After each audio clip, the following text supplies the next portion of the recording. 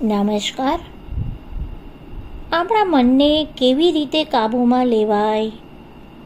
સામાન્ય માનવીઓના મનમાં હંમેશા જગતના વિષયો અંગે સંકલ્પો ઉઠતા હોય છે, પણ આધ્યાત્મિક વિચારોને સહજ સ્વીકારવા તે તૈયાર થતું નથી. એનું કારણ એટલું જ છે કે આપણું મન વિકારોથી ભરેલું હોય છે. તેને શુદ્ધ કરવું એ સહેલું કામ નથી. નિષ્કામ કર્મ, જપ, પ્રાણાયામ વગેરે સાધનો વડે તેને વિકારોથી મુક્ત કરવું પડે છે.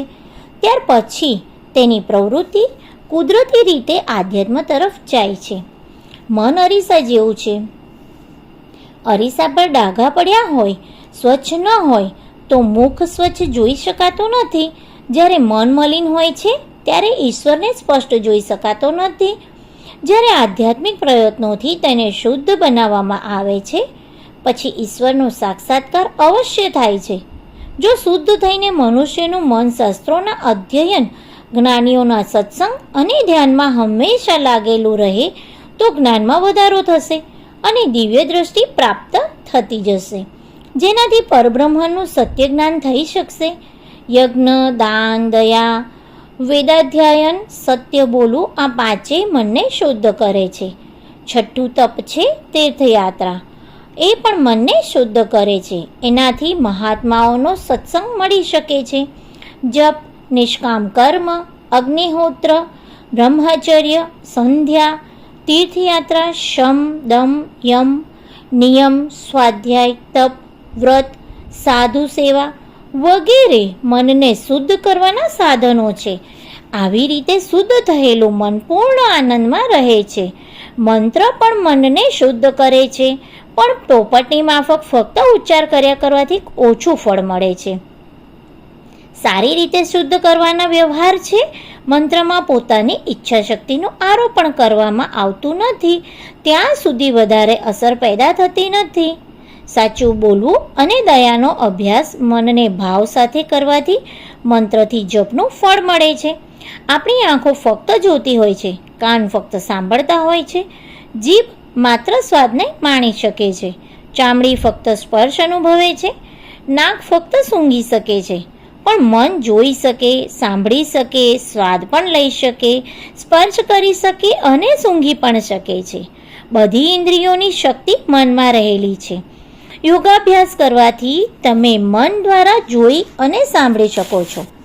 મન અને ઇન્દ્રિયો એક છે. મનનો વિકાસ ઇન્દ્રિયો છે. મન ઇન્દ્રિયોનો સમૂહ છે. મનમાં ભોજનની સાધનાથી જીભ, દાંત અને પેટની તૃપ્તિ થાય છે. જો મનને વશમાં કરી લેવામાં આવે તો પછી ઇન્દ્રિયો વશમાં આવી જાય અને ઇન્દ્રિયોને જે કાબૂમાં કરી લે છે તે મનને પહેલેથી કાબૂમાં લઈ ચૂક્યો હોય છે. પંચમહાભૂતોના પ્રભાવથી પેદા થયેલી 5 ઇન્દ્રિયોનો પારસ્પરિક નજીકનો સંબંધ છે. નાક અને મળદ્વારથી ઉત્પત્તિ પૃથ્વી તત્વથી થયેલી છે. નાક સાત્વિક ભાગથી અને મળદ્વાર રાજસિક ભાગથી થયેલ છે. આ બંને ઇન્દ્રિયો અંદર અંદર જોડાયેલી છે. એ બંને ઓછું દુઃખ આપે છે અને તેનો સંયમ પણ જલ્દી થઈ જાય છે. જીભ અને ઉપસ્થ એટલે કે લિંગેન્દ્રિય જળ તત્વમાંથી બનેલા છે. પહેલી સાત્વિક ભાવથી અને બીજી રાજસિક ભાવથી બનેલ છે, પણ પારસ્પરિક સંબંધ છે.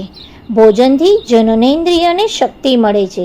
જો જીભ પર કાબૂ મેળવવામાં આવે તો બીજી ઇન્દ્રિયો સરળતાથી વશ થઈ જાય છે.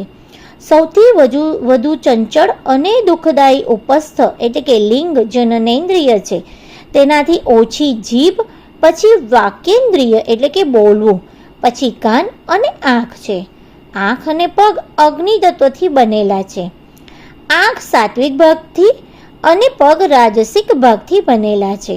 આંખો જોવાનું કામ કરે છે અને પગ ત્યાં લઈ જાય છે. ચામડી અને હાથ વાયુ તત્વથી બન્યા છે. વાણીની ઇન્દ્રિય અને કાન આકાશ તત્વથી બન્યા છે.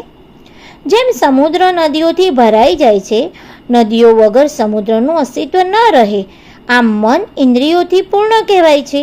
ઇન્દ્રિયો વિના મનનું અસ્તિત્વ રહેતું નથી.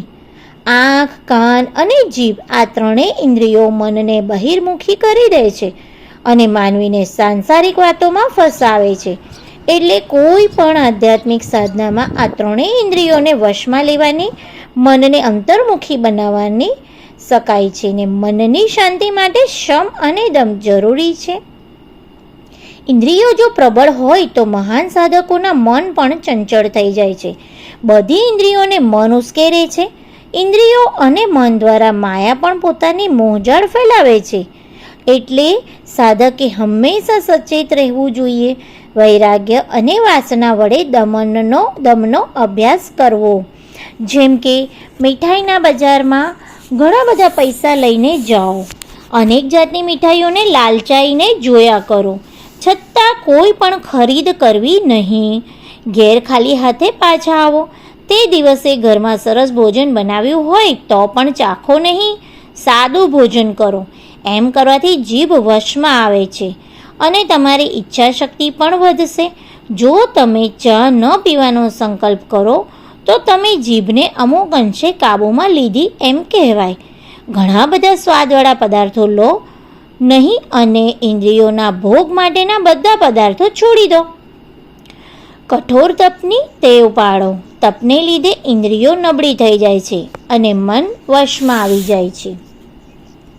થોડા સમય સુધી મૌન રહેવાથી વાણીની ઇન્દ્રિય પણ કાબૂમાં આવે છે. એનાથી મન ચંચળ રહેવાનું મોટું કારણ દૂર થઈ જશે અને તમને શાંતિનો અનુભવ થશે. હવે દ્રઢ નિશ્ચય કરીને બ્રહ્મનું ધ્યાન કરવાનું શરૂ કરો. બોલતા પહેલાં શબ્દો પસંદ કરવામાં કાળજી રાખો. બોલતા પહેલાં 2-4 વાર વિચાર કરો કે આપણા શબ્દો બીજા પર શી અસર કરશે.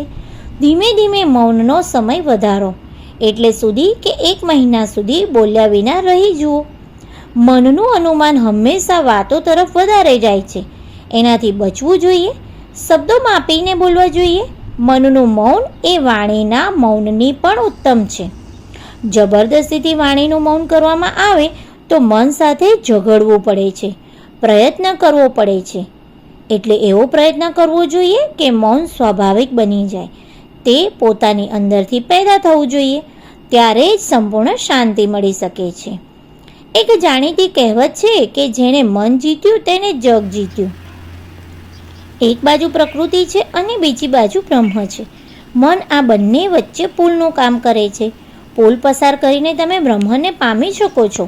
ઈચ્છાઓ, સંકલ્પો અને અહંકારના નાશનો અર્થ છે કે મનને પૂરેપૂરું કાબૂમાં લેવું. કિલ્લામાંથી આવતા સૈનિકોને એક એક કરીને ખતમ કરી નાખો તો પછી તમે કિલ્લા પર કબજો મેળવી શકો છો. એવી જ રીતે જેમ જેમ વિચારો આવે તેમ તેમ તેનો નાશ કરતા રહો. છેવટે મનનો પણ નાશ થશે. પછી પરમાત્માનો વિચાર કરતા રહો. તમે મનને સરળતાથી જીતી શકશો. જેમ સફેદ વસ્ત્ર પર ગુલાબી રંગ સારો ફેલાઈ શકે છે, એમ જ્યારે મન શાંત થઈ જાય, કોઈના તરફ લાગણી ન રહે, બધી ઇન્દ્રિયો અંતર્મુખી થઈ જાય અને મનના અજ્ઞાનનો નાશ થઈ જાય, ત્યારે સદગુરુનો ઉપદેશ શિષ્યના મનમાં પ્રવેશ કરીને તેની અસર બતાવી શકે છે. મનનો સંપૂર્ણ સંયમ કેવળ બ્રહ્મ વિચાર દ્વારા થઈ શકે છે. બીજા સાધનો પણ મદદરૂપ થઈ શકે છે. જો મન વશમાં રહે તો પછી મહેલમાં રહો કે ગુફામાં રહો, કોઈ વાંધો નહીં આવે. મન પર કાબૂ આવવાથી શરીર પર કાબૂ આવી જશે. શરીર તો મનની છાયા છે.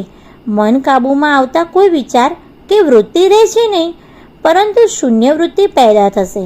સંસ્કારોનો નાશ થતો નથી. જેણે મનને જીતી લીધું છે તે જ સાચો વિજયી અને મહારાજા છે. જેણે ઈચ્છાઓ અને મનને વશમાં કરી લીધા છે તે જ સાચો વીર છે. અસ્તુ.